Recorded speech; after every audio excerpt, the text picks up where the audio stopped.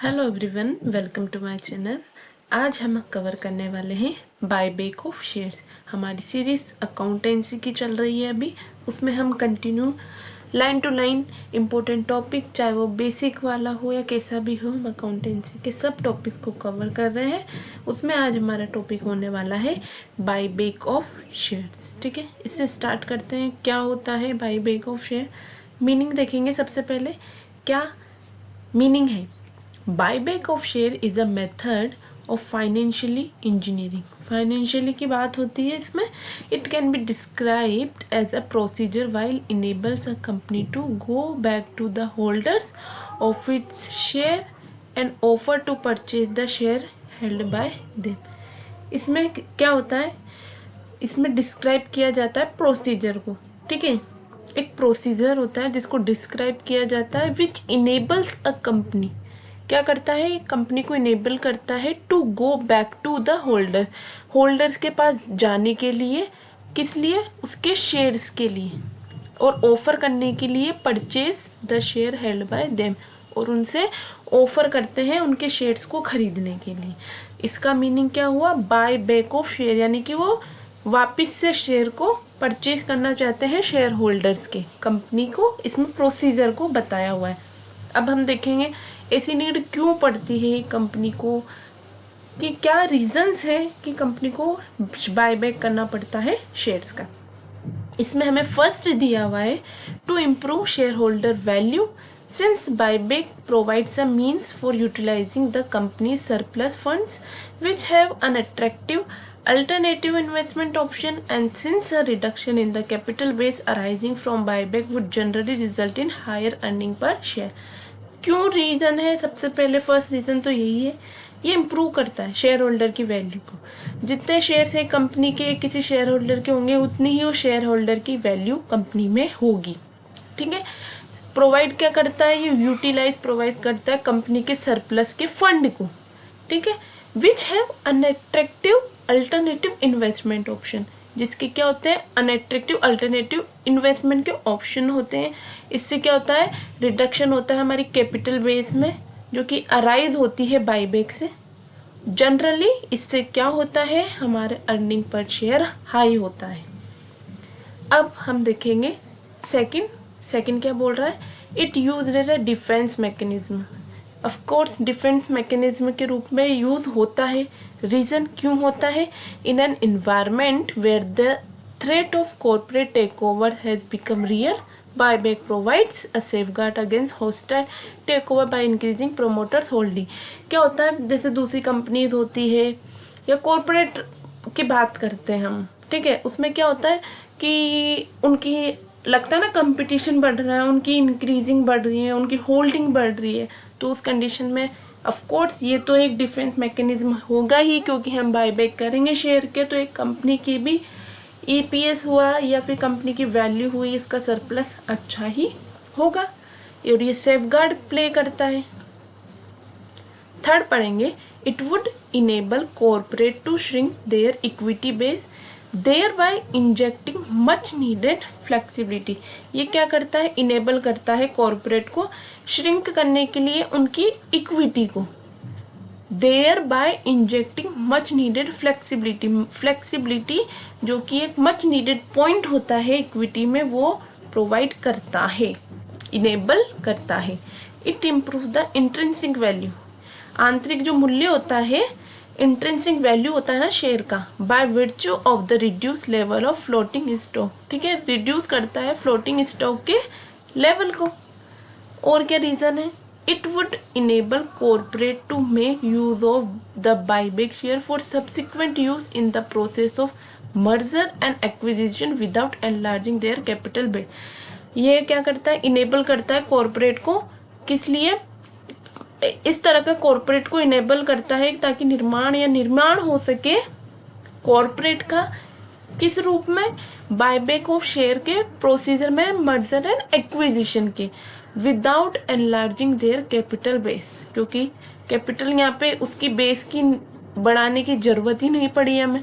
हमने shareholders के share को परचेज कर लिया है। ठीक है, that's why buyback of share is use as a method of financial engineering.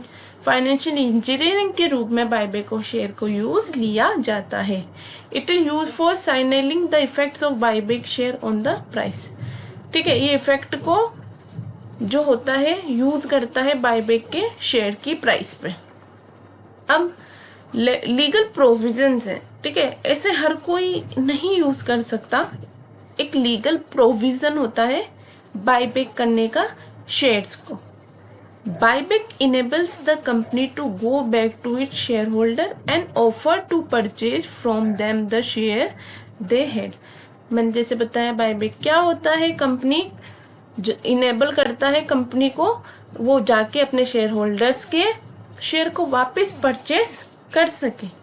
With the introduction of section 77A, 77A and 77B in the Companies Act 1956 through the Company Amendment Act 1999, now the company allowed buyback share। इन section के तहत अब company allow करती है buyback shares के। The buyback of shares are also subject to SEBI, buyback of security regulation 1998। से ये बताता है लीगल प्रोविजन क्या क्या है जिन्हें फॉलो करना पड़ता है।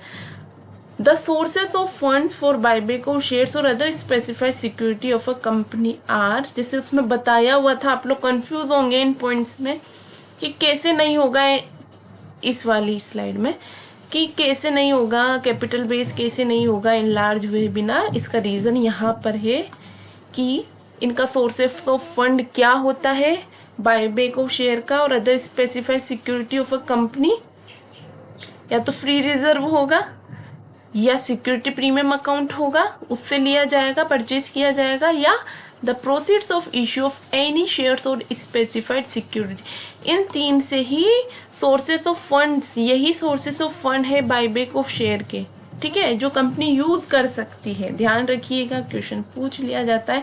Free reserve, security premium account और अदर कोई इशू ऑफ एनी शेयर का है या अदर स्पेसिफाइड सिक्योरिटी है। ठीक है, याद रखिएगा कैसे कैसे प्रोविजंस हैं, यहीं से ही आपकी सब चीज़ें क्लियर होंगी और क्वेश्चन यहीं से भी बन जाते हैं। इसलिए आप अच्छे से पढ़िए, आपको सब कुछ अच्छे से समझ आ जाएगा। सेकेंड पॉइंट है, no buyback should be made out of the proceeds of an early issue of same kind of issue और same kind of other specified security. कुछ नहीं है, ये बोल रहा है कि जो ऑलरेडी हमने शेयर परचेज कर लिए हैं या उसी तरह के और कोई शेयर्स हैं वो नहीं लिए जा सकते बायबैक में।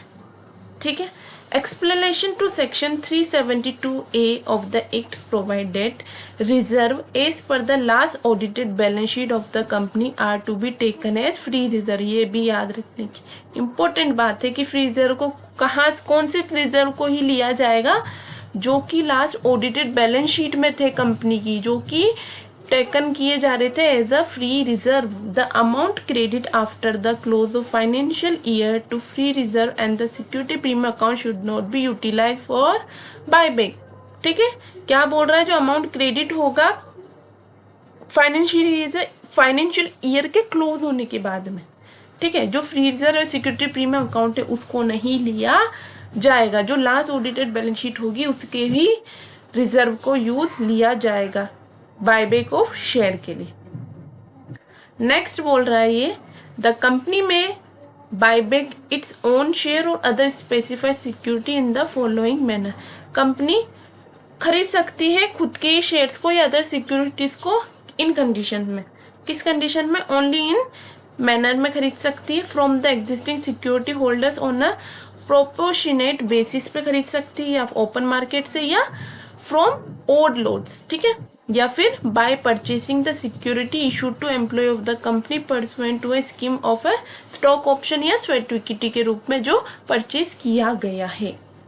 फिफ्थ पॉइंट है, a company may buyback its share और other specified security to the extent 10% of total paid up equity capital and free reserve by passing only a board resolution. Company सिर्फ उतने ही buyback कर सकती है 10%, किसका? Total paid up equity capital का और फ्री रिजर्व का, किसके द्वारा? पास करके बोर्ड में एक resolution.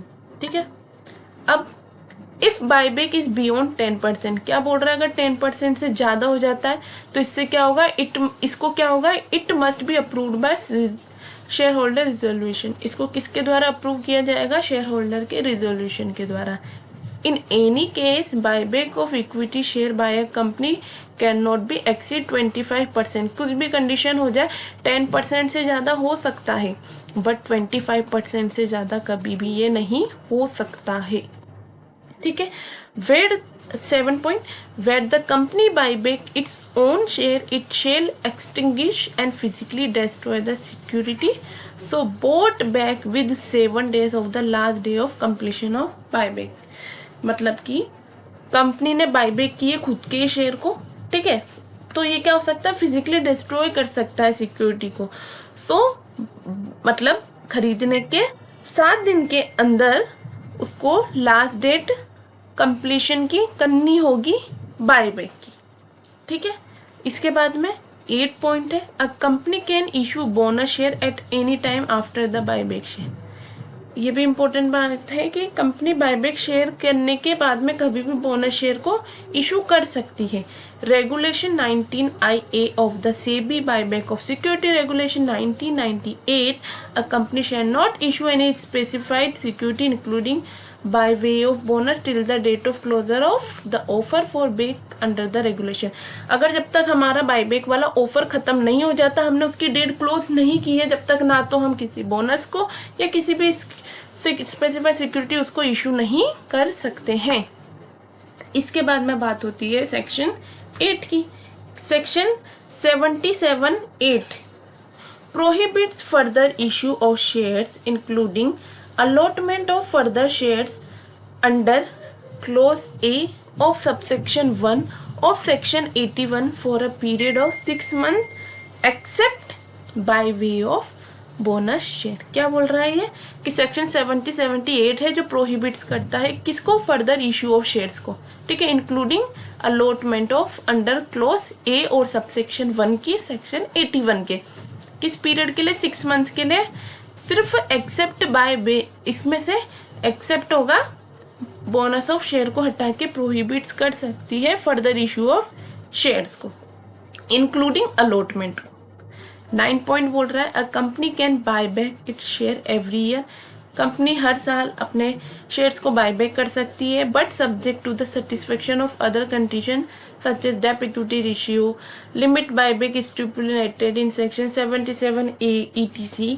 Promoters can participate under tender offer or buyback through book building subject to full disclosure being made in the letter of offer।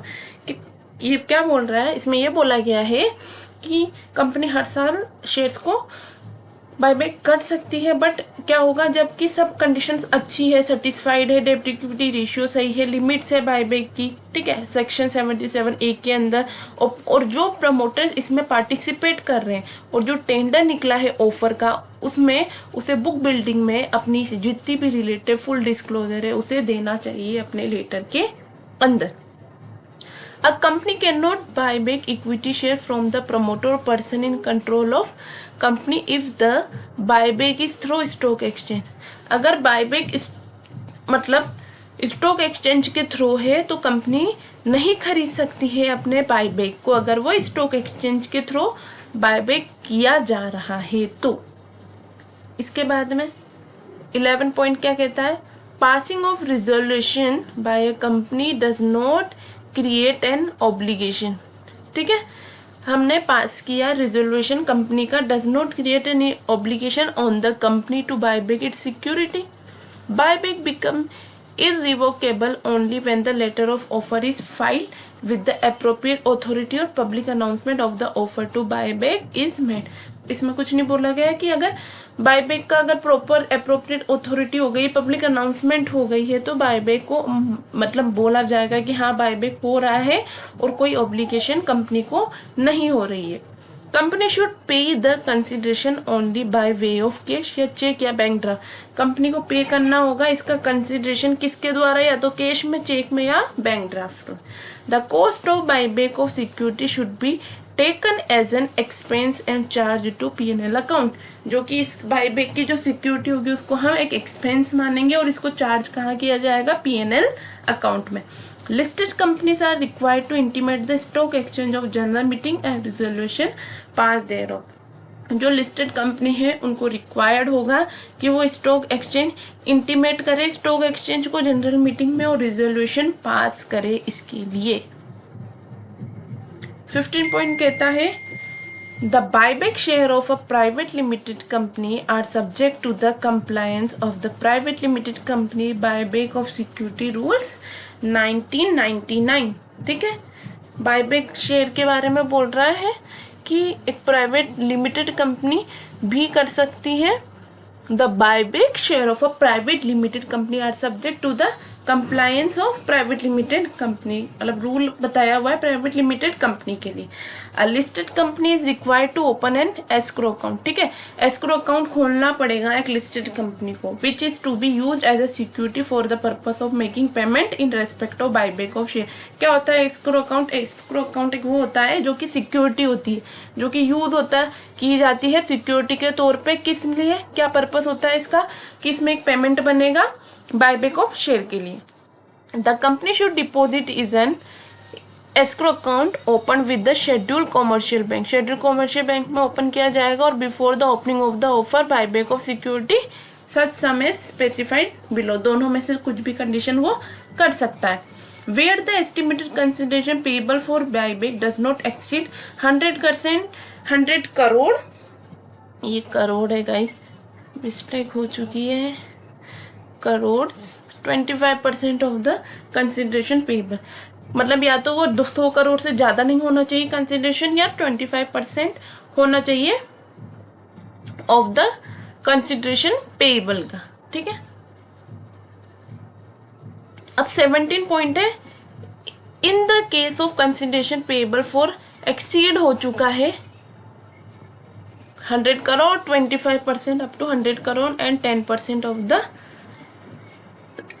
sorry, the company are required to maintain a register of security bought back which should contain the prescribed information। अगर buyback of share किया जा रहा है तो company को maintain करना होगा, क्या मेंटेन करना होगा, register of security bought back को। The company is required to extinguish and physically destroy the security certificate bought back in the presence of the registrar or merchant banker or statutory auditor within 7 days from the date of acceptance or securities। mere stepping cancel is not sufficient।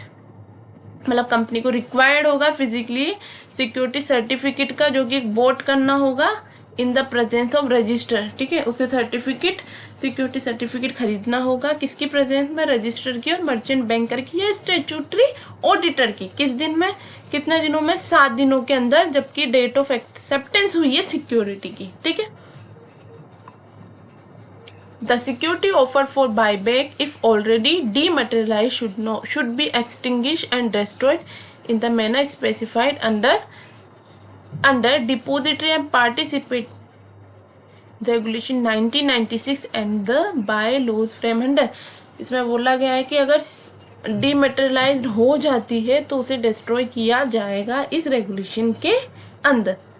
Where a company purchase its own share out of free reserve. अगर company purchase करती है खुद के share को free reserve से, then a sum equal to the nominal value of the share, so purchase shall be transfer to the capital redemption account. जो कि purchase होगा उसको कहाँ ट्रांसफर किया जाएगा, कैपिटल रिडम्पशन रिजर्व में। ठीक है, and detail of such transfer shall be disclose in the balance sheet. और बैलेंस शीट में इसकी सारी डिटेल को किया जाएगा। किस कंडीशन में बोल रहा है कि अगर कंपनी परचेज करती खुद के शेयर को फ्री रिजर्व में से। ठीक है, लास्ट के 2 पॉइंट्स है, disclosure are required to be made in the director report. जितने भी डिस्क्लोजर होंगे वो डायरेक्टर रिपोर्ट में बताने होंगे as to reason for failure of failure. कुछ अगर मतलब किसी भी तरह की दिक्कत हो जाती है बायबैक में, इसलिए if share are not bought back within 12 months from the date of board और शेयर होल्डर रिजोल्यूशन। अगर शेयर को खरीदा नहीं गया 12 महीने के अंदर डेट ऑफ बोर्ड की जो रिजोल्यूशन में बताई गई थी। A company should not keep the offer for buyback open for a period exceeding 30 day. Company नहीं कर सकती है इस ऑफर को, ज़्यादा से ज़्यादा 30 दिन के लिए रख सकती है। ठीक है, तो ये थी हमारी क्लास जिसमें हमने लीगल प्रोविज़न देखे और बायबैक क्या होता है ये देखा। बट अभी हमारी इस क्लास में प्रोहिबिशन कैसे होता है बायबैक ऑफ शेयर का, और भी कुछ कुछ पॉइंट्स है वो बाकी है, इसकी प्रोसेस क्या होती है। तो अभी ये क्लास कंप्लीट नहीं हुई है, तो इसका हम पार्ट 2 लेके आएंगे। ये क्लास काफ़ी बड़ी हो जाएगी और आप लोगों को फिर कन्फ्यूज़न हो जाएगा, इसलिए इस क्लास को हम यहीं स्टॉप करेंगे। आई होप आपको मेरी वीडियोस अच्छी लगती हो। मेरी वीडियोस आपको अच्छी लगती है तो मेरे चैनल को लाइक करें, शेयर करें, सब्सक्राइब करें। Thank you.